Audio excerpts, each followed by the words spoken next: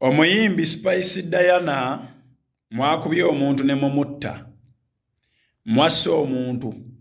Chandibeera nga omuyimbi ne manager we bakola sadaaka ku mutabani we ennaku z'omwezi zaali nga 3 byonna bibino tubirese ebera Clarity Source 256 subscribing notification bell tujerabira olwo tulyoke tutandikirewo. Ennaku z'omwezi zaali nga 3 omwezi gwe twakayitamu amawulire ag'okufa kw'omwami amanyikiddwa nga Nsamba agatandika okubuna social media ng'abantu bagamba nti omwami ono yali agenze mu maaso n'okubeera nga abuuka ekikomera ky'omuyimbi celebrity Spice Diana. Ekintu kino kizadde eminyira wetwogera abantu babiri bakakwatibwa era bali ku poliisi ekatwe babuuzibwa kannemu kannabbiri nga kuno kwe kuli ne bodyguard w'omukyala Spice Diana abantu gwe basonga mwenwe nti ye yasinga okukuba omwami ono newankubadde bo bagade beegaana bagamba ffe omuntu tetwamukuba twamufulumya abweru abantu be bamukolako mob justice omukozi akola mu maka gano naye yakwatiddwa. Twogera bakyabuuzibwa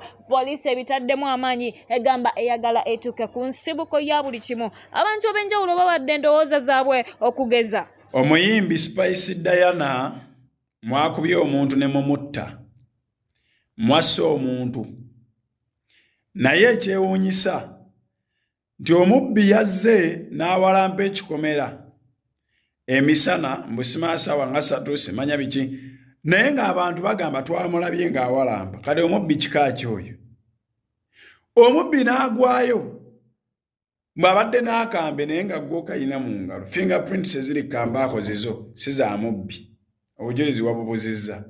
Omubbi n'ayingira ekikomera n'ayagala okubattisa akambe ne mumukuba okutuuka okumutta nga tewaliwo kamera mu maka ga Spice galaba.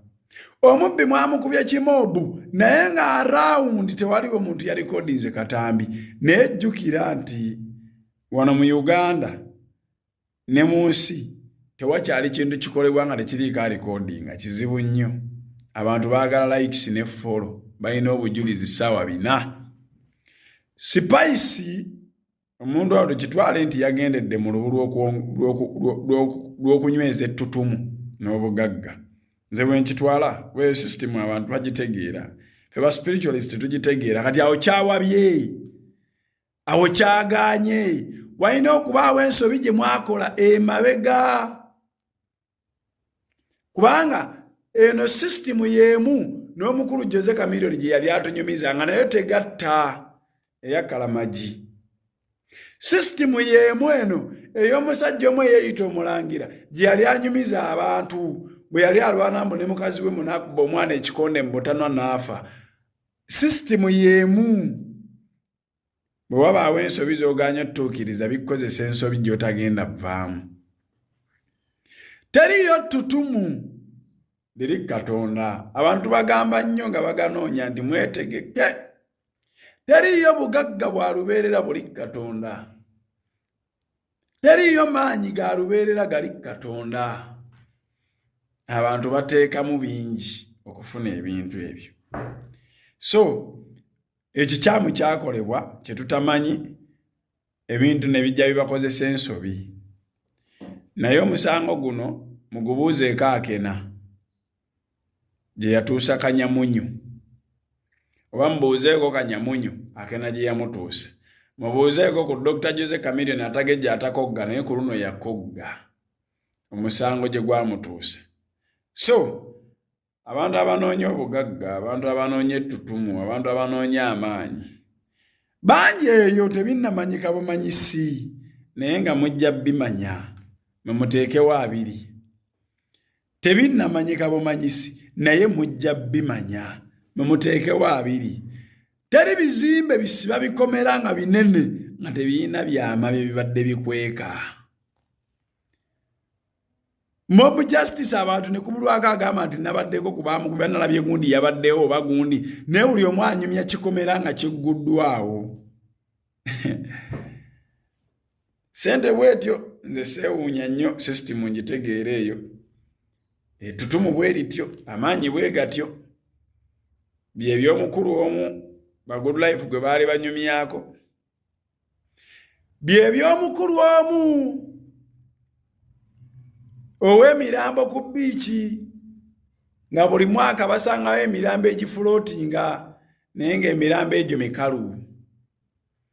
Abamu bijjukira eyo lyettutumu, ezo ze ssente, ge maanyi ag'olubeerera.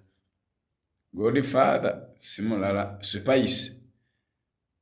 Nkwagaliza kulamuzibwa bwenkanya munnange ekituufu kimanyike naye wagala nnyimba abajegaviira.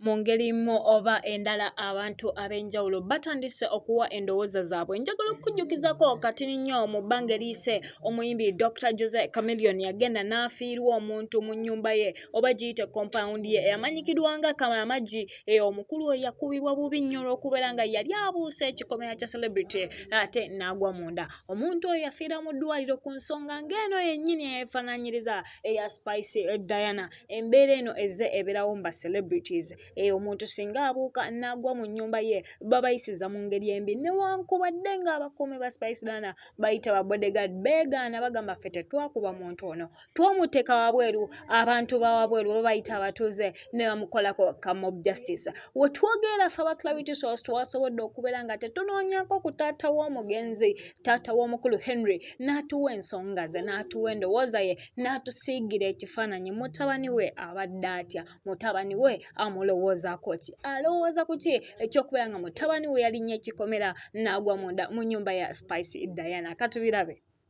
Nene nzita yabaddemu Sadaaka, Jeff Ogundi, Manager Roger ne Spice Diana. Mwakoze Sadaaka ku muto wange tagalamidde wano mirembe, mwakoze Sadaaka Spice Diana eno Sadaaka yennyini tuze tubiwulya mukola Sadaaka ne naye nakirabyeko ku muto wange mwamalo mu Sadaaka ne mukola ki ne mumukuba mulage nti no yakubiddwa nti yadde mubbi nenga mwakoze Sadaaka. Mulekera okola Sadaaka ku bato baffe, ku baana baffe, ku baana abali ku bantu abali mu ggwanga. Twagale mafina aveeyo kubanga yakulira abasamize bonna abali mu ggwanga. Abantu bakola Sadaaka ez'enjawulo ku bantu baffe namaani babakuba ne babasula ne baga nti badde babbi. Omwana adamaze ebbanga ng'ajjayo ewa Spice Diana sigumu 2 3 4 ng'ajjayo era nga mumanyi manager Roger ng'omumanyi, Spice Diana ng'omumanyi, mwana mwamuse mukimanyi era mwekwese.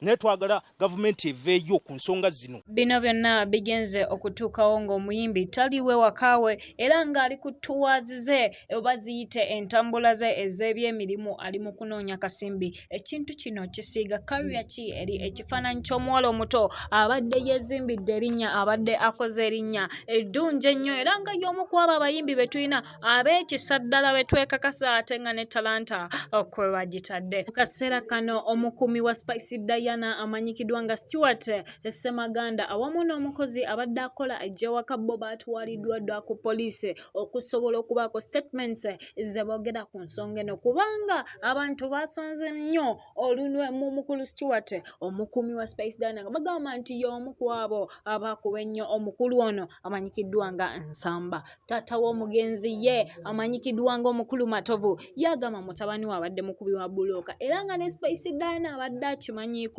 era yongerako nga kkaatiriza nti mazima ddala mutabani we teyabadde mubbi wabula ekintu kya music akyagala nnyo. Yeeyongeddeko n'ategeeza nti nfunda nnyingi ez'enjawulo agezezaako okubeera nga atuukirira omuyimbi newankubadde ng'abakuumi be babadde tebamukkiriza yadde okubeera nga atuuka mu compound. Ebintu bingi ebikuusike bye tulaba mu story eno naye tugendagenda maaso n'okubeera nga tetugifollowinga tubeere nga tukuwa buli kimu nga bwe kinaabeera kitambudde. Tetulina gwe tusalidde musango naye wabula ate etwagala ensonga nga we ziri bwe tuba tuzikuwa.